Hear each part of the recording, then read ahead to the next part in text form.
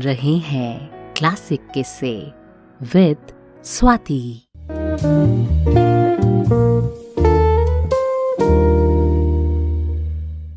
नमस्कार, मैं हूँ स्वाति। जैसा कि आप जानते हैं, किस्से सुनाती हूँ, कहानियां सुनाती हूँ। फिलहाल कहानी सुना रही हूँ आपको परिणीता, जिसको लिखा है शरद चंद्र चट्टोपाध्याय जी ने। और आज इसका मैं आखिरी एपिसोड आपके लिए लेके आई हूँ। तो देर नहीं करती हूँ और फटाफट से शेखर और ललिता की इस कहानी का आज हम लास्ट अध्याय पढ़ेंगे।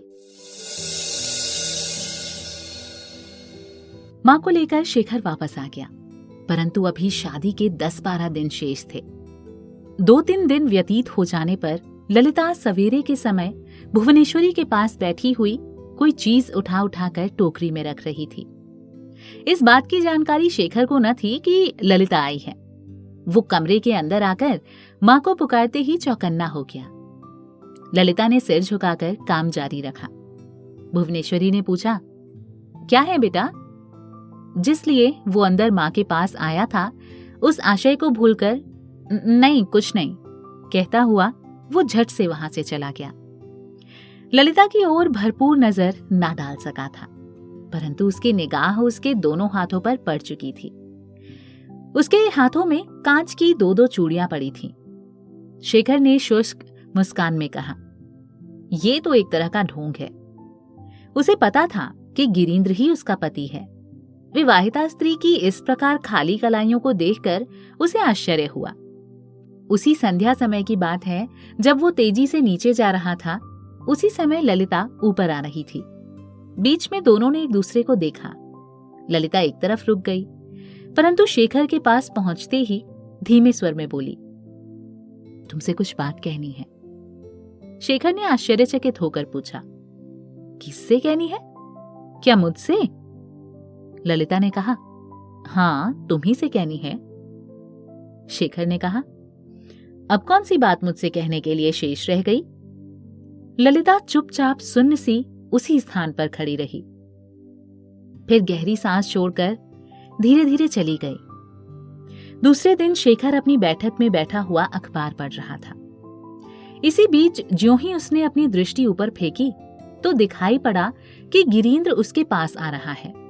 निकट आकर गिरींद्र एक कुर्सी पर बैठ गया। शेखर ने नमस्कार किया और अखबार को एक तरफ रख दिया।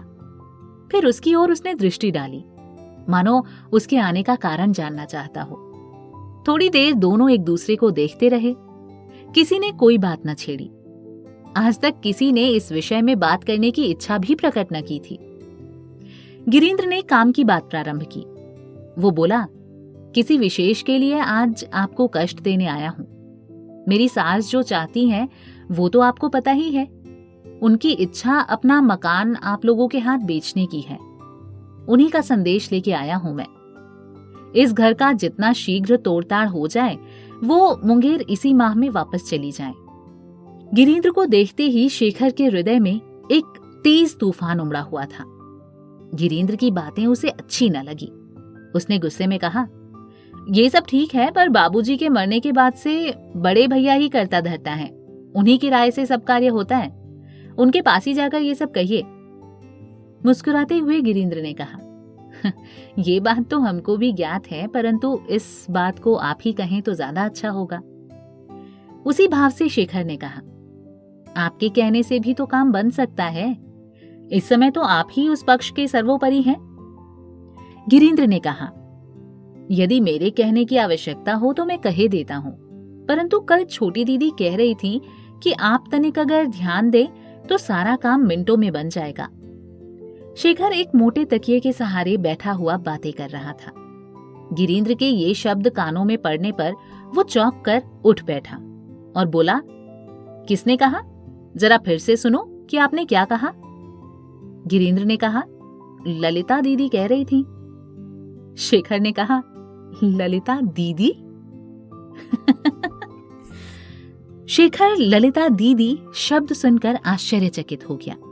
वो आगे की बात सुन ही ना सका कि गिरींद्र ने क्या कहा।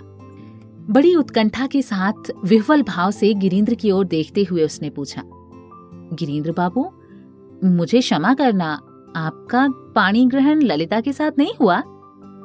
गिरीन्द्र ने दांतों के नीचे जीभ दबाते हुए कहा, नहीं, बस घर के सभी लोगों को तो आप जानते ही हैं। अन्नाकली के साथ मेरा विवाह हुआ। ललिता के मुंह से गिरीन्द्र को सभी बातें मालूम हो चुकी थी। बोला, हाँ, तय तो कुछ और ही हुआ था। अन्नाकली के साथ शादी की बात न हुई थी। प्राण निकलते समय गुरचरण बाबू ने मुझसे कहा था कि मैं अन्यत्र अपनी शादी ना करूं। मैंने उनसे उस समय वादा किया था। उनके मरने के बाद ललिता दीदी ने सब बातें मुझे समझाकर कही। वास्तव में किसी को ये मालूम नहीं कि उनके पतिदेव जीवित हैं या उनकी शादी हो गई है। शायद दूसरे इस बात को सुनकर उन पर विश्वास न करते, परंतु मैंने तुरंत उन पर विश्वास कर लिया। इसके सिवा किसी भी स्त्री का एक से अधिक ब्याह हो भी नहीं सकता। और क्या? शेखर की आंखों में पहले से ही आंसू भर आए थे। इस समय तो उसकी आंखों से आंसू टपक रहे थे और उसे किसी बात की सुध भी न थी। उसे ये भी ध्यान न था कि एक पुरुष दूसरे के सामने इस प्रकार आंसू बहाए। इस लज्जा का उसे अनुभव भी न था। गिरीन्द्र की ओर शेखर भौचक्का सा देखता रहा। उसका हृदय पहले से ही शंकित था। ललिता के पतिदेव को आज उसने जान लिया। आंसू पोंछते हुए शेखर ने कहा, लेकिन ललिता को आप चाहते हैं? गिरीन्द्र के मुख पर वेदना का क्षणिक आभास हुआ, परंतु शीघ्र ही अपने को संभालकर वो हंस दिया और पहले प्रश्न के उत्तर में कहा, आपके इस प्रश्न का उत्तर देना व्यर्थ है। प्यार कितना भी क्यों ना हो, फिर भी किसी ब्याही हुई स्त्री से कोई ब्याह नहीं करता। खैर, जाने दे इस बात को। मैं अपने से बड़ों के सामने इस तरह की बातें नहीं किया करता। गिरीन्द्र ने एक बार हंसकर खड़े होते हुए कहा, फिर मैं जा रहा हूं, बाद में मुलाकात होगी। इतना कहकर प्रणाम करके वो चला गया। शेखर पहले से ही गिरीन्द्र के प्रति द्वेष भाव रखता था। आजकल इस अवसर पर तो उस द्वेष ने और भी भयंकर रूप धारण कर लिया। परंतु आज गिरीन्द्र के चले जाने पर उसको जहां पर गिरीन्द्र बैठा था, बार बार मस्तक झुकाकर वो प्रणाम करता रहा। आदमी कितना बड़ा त्यागी हो सकता है। हंसते हंसते कितने कठिन से कठिन प्रण कर बैठता है। ये अनुभव उसे अपने जीवन में आज पहली बार हुआ। दोपहर के बाद भुवनेश्वरी ललिता की मदद से कपड़े ठीक ठाक करके रख रही थी। उसी समय शेखर भी वहां जाकर मां के बिछौने पर जा बैठा। आज वो ललिता को देखकर भी दूर न जा सका। भुवनेश्वरी ने उसको देखकर कहा, क्यों बेटा? पहले तो निरुत्तर होकर कपड़ों की ओर वो देखता रहा। फिर थोड़ी देर बाद उसने पूछा, मां, ये क्या हो रहा है? भुवनेश्वरी ने कहा, कितने कपड़े चाहिए, किस प्रकार से दिए जाएंगे, इसी सब का इंतजाम कर रही हूं। अभी तो और भी कपड़े मंगाने पड़ेंगे। क्यों बेटा ललिता? ललिता ने सिर हिलाकर समर्थन कर दिया। शेखर ने मुस्कुराते हुए कहा, यदि मैं अपना ब्याह ना करूं तो मां? भुवनेश्वरी ने हंसकर कहा, तुम ये भी कर सकते हो। शेखर ने कहा, तो फिर ऐसा ही समझिए मां। व्यग्रता पूर्वक मां ने कहा, ये कैसी अशुभ बातें मुंह से निकाल रहे हो बेटा? अब ऐसी बातें मत करना कभी। शेखर ने कहा, अभी तक मैं चुप्पी साधे रहा मां, किंतु अब चुप रहने में भलाई नहीं है। काम सब भले ही सत्यानाश हो जाए, मेरे लिए अब चुप रहना कलंक होगा मां। भुवनेश्वरी इन बातों का आशय न समझ सकी थी। वो शोकाकुल भाव में शेखर की ओर देखने लगी। शेखर ने कहा, तुमने अपने बेटे के अब तक के सभी गुनाह माफ किए हैं, ये भी गुनाह माफ कर देना। वास्तव में मैं ये शादी न कर सकूंगा। शेखर की इस बात को सुनकर भुवनेश्वरी की व्यग्रता और भी बढ़ गई, परंतु इस भाव को प्रकट ना करके उन्होंने कहा, अच्छा बेटा, ठीक है, इस समय मुझे बहुत से आवश्यक कार्य करने हैं। शेखर ने हंसने का सा मुंह बनाकर सूखे स्वर में कहा, मैं तुमसे बिल्कुल सत्य कहता हूं मां, ये शादी कतई नहीं हो सकती। भुवनेश्वरी ने कहा, ये भी क्या बच्चों का खेल है बेटा? शेखर ने कहा, ये बच्चों का खेल नहीं है, इसी कारण तो मैं तुमसे बार बार कहता हूं मां। इस बार सचमुच ही कुछ क्रोध करके भुवनेश्वरी ने कहा, मुझे ठीक ठीक बता, बात क्या है? इस प्रकार गोल गोल बातें मुझे ना ही भली लगती हैं और ना ही मैं उन्हें समझ पाती हूं।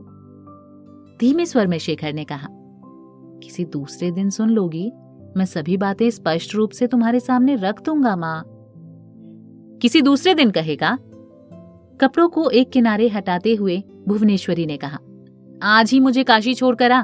इस प्रकार घर में मैं 1 मिनट भी रुकना नहीं चाहती। शेखर सिर नीचा किए नीरस सा बैठा रहा। बड़ी ही गंभीरतापूर्ण शब्दों में भुवनेश्वरी ने कहा, ललिता भी मेरे साथ जाने के लिए तैयार बैठी है। देखूं उसका कुछ प्रबंध कर सकती हूं अथवा नहीं। इस बार शेखर ने मुंह उठाकर कहा, माँ, जब तुम उसको साथ ले जा रही हो तो उसके लिए कुछ बंदोबस्त करने की आवश्यकता क्या है? तुम्हारी आज्ञा से बढ़कर उसके लिए किसी और की आज्ञा हो सकती है। शेखर को हंसते देखकर वो बड़े ही आश्चर्य में पड़ गई और एक बार ललिता की ओर देखकर बोली, बेटी, इसकी बातें सुनती हो ना? ये समझता है कि मैं अपनी इच्छा से जो भी चाहूं तुमसे कह सकती हूँ, जहां चाहूं ले जा सकती हूँ। शायद वो तुम्हारी मामी से पूछने की जरूरत भी अनुभव नहीं करता। ललिता बिल्कुल चुप रही, पर शेखर की बातचीत और भावों को देखकर वो शर्म के मारे जमीन के अंदर धंसी जा रही थी। शेखर ने फिर कहा, यदि तुम इसकी मामी को सूचना देना ही चाहती हो तो तुम्हारी मर्जी, परंतु होगा वही जो तुम कहोगी। मैं तो ये कहता हूँ कि इसमें तनिक भी संदेह नहीं है। जिसको तुम साथ ले जाना चाहती हो उसे तनिक भी इनकार ना होगा। वो तुम्हारी बहू है माँ। ये कहकर शेखर ने अपना सिर झुका लिया। भुवनेश्वरी आश्चर्य में पड़ गई।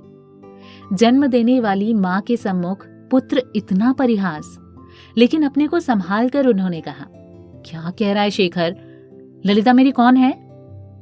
शेखर ने मुंह ऊपर नहीं उठाया और धीरे धीरे बोला, बल्कि 4 वर्ष पहले की बात है। तुम उसकी सास हो माँ, वो तुम्हारी पुत्र वधू है। अधिक मैं कहने में असमर्थ हूं माँ, तुम उससे ही सब पूछ लो। ये कहने के पश्चात शेखर ने देखा कि ललिता गले में आंचल डालकर माँ को प्रणाम करने का उपक्रम कर रही है। वो भी उसके बगल में आकर खड़ा हो गया। दोनों ने आशीर्वाद पाने की लालसा की। झुककर माँ को प्रणाम किया। दोनों घुटने टेक कर जमीन पर नतमस्तक हो गए। इसके पश्चात शेखर 1 मिनट भी न रुक सका और वहां से चला गया। भुवनेश्वरी बड़ी ही प्रसन्न थी। उनकी आंखों में खुशी के आंसू उमड़ पड़े। वास्तव में वो ललिता को हृदय से प्यार करती थी। बिल्कुल सगी पुत्री की ही भांति उसे समझती थी। खुशी से उन्होंने ललिता को अपने पास खींच लिया और उसके सामने गहने वाला संदूक खोलकर रख दिया। थोड़ी ही देर में उन्होंने ललिता के संपूर्ण अंगों को गहनों से आभूषित कर दिया। फिर ललिता से कहा, क्या इसी कारण गिरीन्द्र का ब्याह अन्नाकली से हुआ? ललिता ने सिर झुकाए कहा, हाँ माँ, इस संसार में गिरीन्द्र बाबू की भांति सत्य पुरुष होना कठिन है। जब मैंने उनसे अपनी बात बताई तो उन्होंने मेरे कहने पर विश्वास कर लिया। उन्होंने समझ लिया कि मैं परिणीता हूं। मेरे पतिदेव इस संसार में मौजूद अवश्य हैं। मुझे अपनाएं या ना अपनाएं, ये उनकी अपनी इच्छा है। इतना सुनकर गिरीन्द्र ने और आगे जानने की चेष्टा न की। भुवनेश्वरी बहुत ही प्रसन्न थी। उन्होंने ललिता के मस्तक पर हाथ रखकर कहा, मैं आशीर्वाद देती हूं कि तुम दोनों दीर्घजीवी रहो। अच्छा बेटी, तुम यहीं ठहरो, मैं जाकर बड़े पुत्र अविनाश को बताऊं कि ब्याह की लड़की बदल गई है।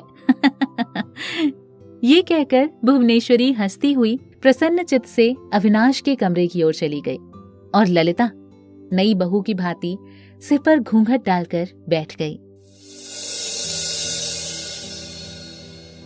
और इस तरह इस कहानी का यहाँ अंत होता है। आपको ये कहानी कैसी लगी है हमें कमेंट सेक्शन में जरूर लिखिएगा और ऐसी ही और भी कहानियां सुनते रहने के लिए हमारे चैनल को जरूर सब्सक्राइब कर लीजिएगा। फिलहाल मुझे दीजिए इजाजत। नमस्कार।